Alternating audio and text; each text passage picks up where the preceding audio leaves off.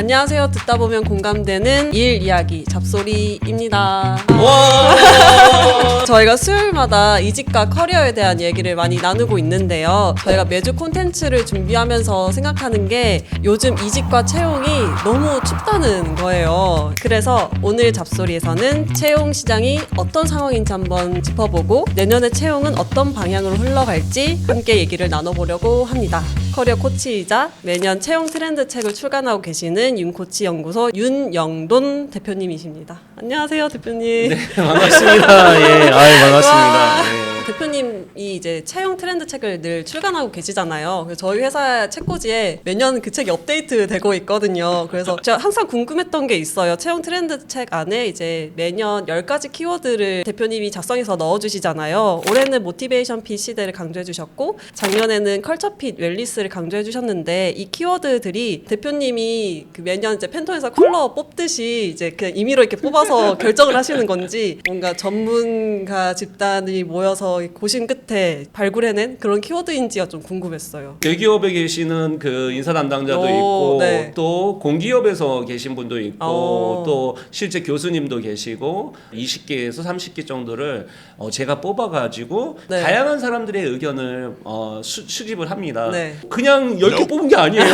그 10개 안에는 다 의미가 네. 있어서 오. 키워드 중에 네. 채용을 전체를 아우를 수 있는 아주 중요한 키워드를 1번으로 뽑고 그리고 2번은 우리가 채용을 할 때 면접이다 그러면 면접이라는 게 중요하니까 면접과 관련된 키워드를 놓고 네. 단지 채용 담당자의 입장에서만 보는 게 아니에요. 지원자의 입장도 거기에 맞아요. 연관이 네. 돼 있고 그걸로 이제 2026에 그게 들어가게 되는 거죠. 1년 동안 그런 사회적인 맥락이라든지 구조적인 것들 그런 것들을 트래킹 하신 다음에 정하시는 거죠? 그렇죠, 그렇죠. 오. 그래서 저는 채용 전략하고 그리고 면접관 교육을 오랫동안 해왔고 또 코칭적인 기술이나 뭐 이런 자소서나 이 두 쪽을 망라할 수 있는 브릿지 같은 역할을 해왔기 때문에 이 책을 쓰기가 좀 편했어요.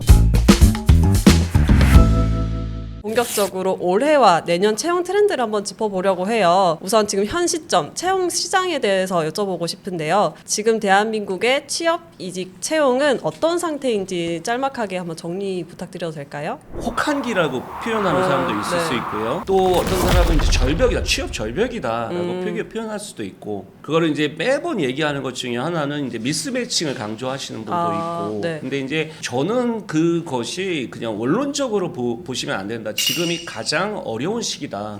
왜 어려운 시기냐면 지금 준비하는 사람들은 2배로 더 힘들어진 거예요. 그 전에는 우리가 대부분 채용을 한다는 것을 오프라인 베이스에서 많이 했어요. 네. 내가 대면으로만 좀 준비를 하면 되는데 지금 화상으로도 준비해야 되지, 대면으로도 준비해야 되지. 요즘은 여검이라고 해서 역량 검사도 네. 생기고 뭐 검사들이 엄청 많아요. 할 게 너무 많아요. 컬처핏 무슨 검사도 있고 네. 뭐 별의별 게 다 있어. 수능 치르는 것 같아요.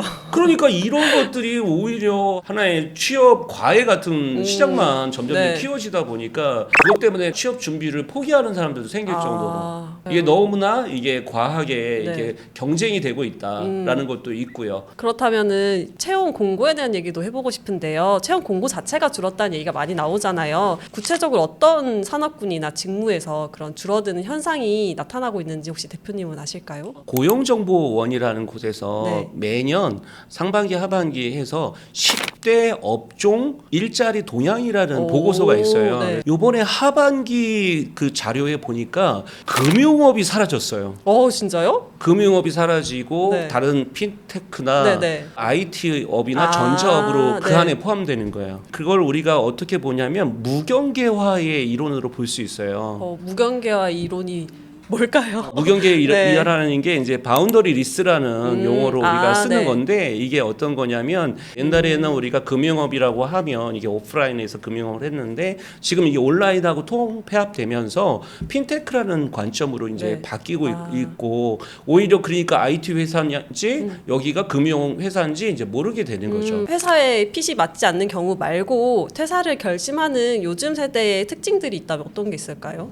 우선은 우리가 착각을 하는 생각하는 것 중에 하나가 뭐냐면 회사를 그만둘 때 내가 연봉 때문에 옮긴다고 생각하는 사람들이 굉장히 많아요. 맞아요. 생각보다 그 경우는 적어요. 그거보다 뭐가 있냐면 내가 선택하지 않은 거를 내가 배정받았을 때 사람들은 견디기가 어려워해요. 우리가 회사를 떠나는 것이 아니라 상사를 떠나는 것이다라는 생각을 해야 돼요. 지금 이제 채용 담당자들을 만나면서 느낀 게 뭐냐면 회사에 대해서 어떤 사람을 뽑아야 되는지 잘 모르는 경우가 많은 거예요. 네. 그러니까 옛날에는 우리가 그냥 보편적인 인재들을 뽑으면 네. 그들이 와서 그냥 알아서 이렇게 일을 하겠지라고 생각했지만 지금 퇴사율도 되게 높아졌잖아요. 맞아요. 팀핏이 맞아야 되는데 네. 서로 팀핏이 안 맞아가지고 오히려 시너지가 일어나지 않는 네. 그런 팀들도 생기니까 점점점 그런 것들이 어려워지더라고요. 맞아요. 이 팀을 유지하기 위해서는 요즘 세대가 원하고 선호하는 그 리더십의 그림이 있는지 궁금해요. 리더십에도 트렌드가 있어서 네. 리더십 트렌드라는 분야도 있는데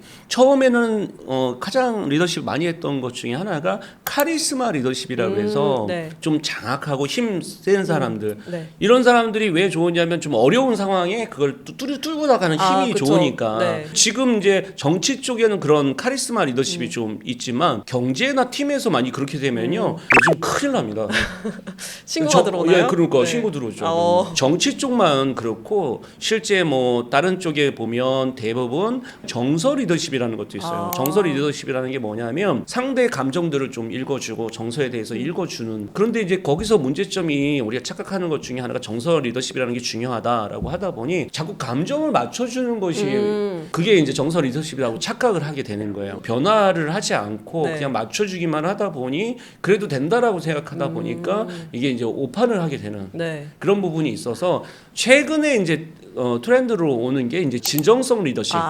네. 진정성 리더십의 핵심 중에 하나가 바로 솔직하게 자기를 이제 오픈하는 거예요. 앞에서 정말 이런 상황이 왜 이렇게 일어났고 네. 어떤 상황이 있고 다 오픈하다 보니까 다른 사람들이 판단할 수 있도록 해주죠. 그러니까 어떤 사람은 친하다고 또 자꾸 네. 끌어주고 막 이러지 네. 않고. 되게 근데, 투명하게. 예, 투명하게 하려고 노력하죠. 리더십을 어떻게 보면 다 기술적으로 생각하는데 저는 리더십이라는 것은 어떤 그 사람의 태도라고 봐요. 내가 어떤 태도를 갖고 네. 그리고 내가 어떤 책임감을 갖고 어떻게 이끌어 가느냐가 정말 네. 중요하다라는 생각이 듭니다.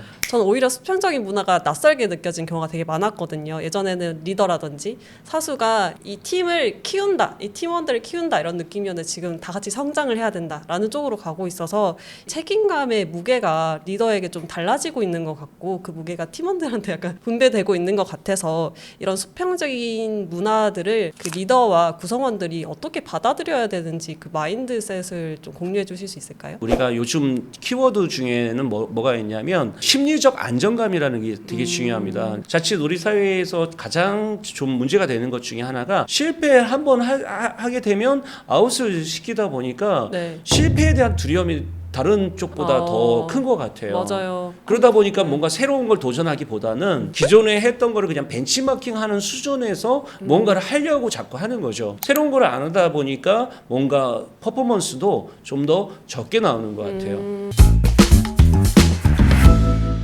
대표님이 꼽으셨던 올해 채용 키워드 10가지를 같이 점검을 해볼까 해요. 예를 들어서 평생 직장이 사라졌다는 커리어 모빌리티나 이제 모티베이션 픽 같은 게 있을 텐데요. 제 주변에도 추운데 불구하고 이직한다는 친구들도 얘기를 들어보면은 이 모티베이션 픽이 안 맞는 경우가 많아서요. 대표님이 생각하셨을 때 올해 채용 키워드들 중에 이건 확실히 맞더라. 내년까지 가겠다 하는 그런 키워드들이 있으셨을까요? 이제 가장 중요한 것 중에 하나가 이 커리어 모빌리티라는 개념입니다. 커리어 무브먼트라는 용어를 썼어요. 근데 커리어 무브먼트라는 용어를 쓰다가 어느 순간에 해외 자료들을 보면 커리어 모빌리티라는 용어를 써요. 근데 왜 그렇게 쓰느냐? 여기에는 우리 그 한자로 이제 선형적 접근과 비선형적 접근이라는 게 있어요. 그러니까 선형적 접근이라는 건 뭐냐면 옛날에는 선 자체가 있었다는 거예요. 그러니까 내가 움직일 수 있는 게 가능성이 별로 없었어요. 우리가 사실은 이직은 좀 쉬웠지만 전직을 한다는 게 옛날엔 더 어려웠었어요. 생각도 못했어요. 생각도 네. 못했죠. 근데 지금은 전직도 지금은 많이 이제 하고 있다라는 거죠. 회사를 다니다가 자기가 다른 것들을 준비하고 그래서 네. 그때 이제 나오는 개념 중에 중요한 개념이 메인 커리어와 서브 커리어라는 개념이 되게 중요합니다. 네. 내가 인컴이 들어오는 걸 우리가 메인 커리어라고 해요. 근데 그냥 우리 옮기게 되면 자기가 나중에 경제적으로 힘들다 보니까 계속 일을 하기가 네. 어려워요. 그래서 우리가 뭐 부캐라고도 네. 얘기하는 것처럼 자기가 메인 커리어가 있으면서 사이드 프로젝트라는 말도 요즘에 많이 쓰잖아요. 네. 그런 것처럼 자기가 서브 커리어를 하나씩 준비하는 것이 엄청 중요하다라는 말씀을 드리는 거예요. 너무 할 게 많아요.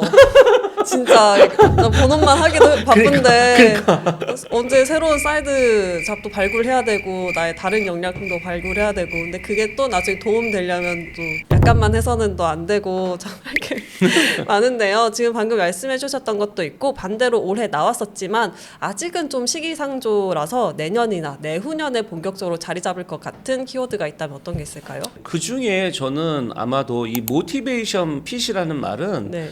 이건 계속 갈 거예요.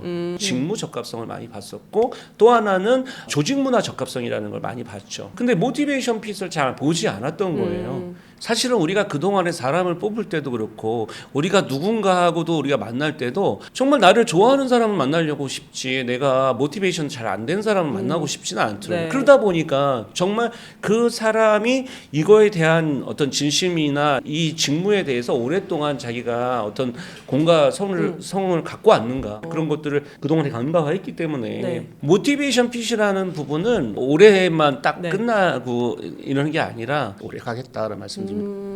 이제 지금 파트 1에서는 채용 2025에서 다뤘던 키워드 위주로 말씀해 주셨는데 지금 한 해를 마무리하면서 이 키워드 중에서 내가 이런 것들을 점검해보면 좋겠다라는 추천 키워드들도 있을까요? 저는 제일 중요한 거는 마케팅을 하시는 분이든 아니면 자기가 어떤 일을 하시든 페르소나 브랜딩이라는 말을 꼭 기억하시면 좋을 것 같아요. 네. 디자인 시킹 기법에서 많이 얘기하는 게 페르소나들은요. 실제 그들에게 어떤 경험을 설계할 것인가의 관점으로 생각하는 것이 정말 중요해진 시기들은요. 역할 고착에 빠지지 않도록 자기 역할을 자꾸 변화시켜주고 롤 크리에이션을 자꾸 하시는 게 되게 중요하겠다. 2025년 지금 채용 시장이 어떤지 한번 살펴봤었는데요. 그렇다면 이제 내년을 준비하기 위한 이야기를 해봐야겠죠? 네. 정권이 바뀌었을 때 제일 먼저 하는 게 바로 청년들을 위해서 커리어 오너십이라는 거는 자기 일에 대해서 자기가 경력을 쌓는 거고 내가 오너십을 가져야 된다. 풀스택 인재라는 뜻이에요. 그러니까 풀스택 인재라는 말이 너무 저한테는 폭력적이에요. 2026은 올해 매출보다 오! 식입니다.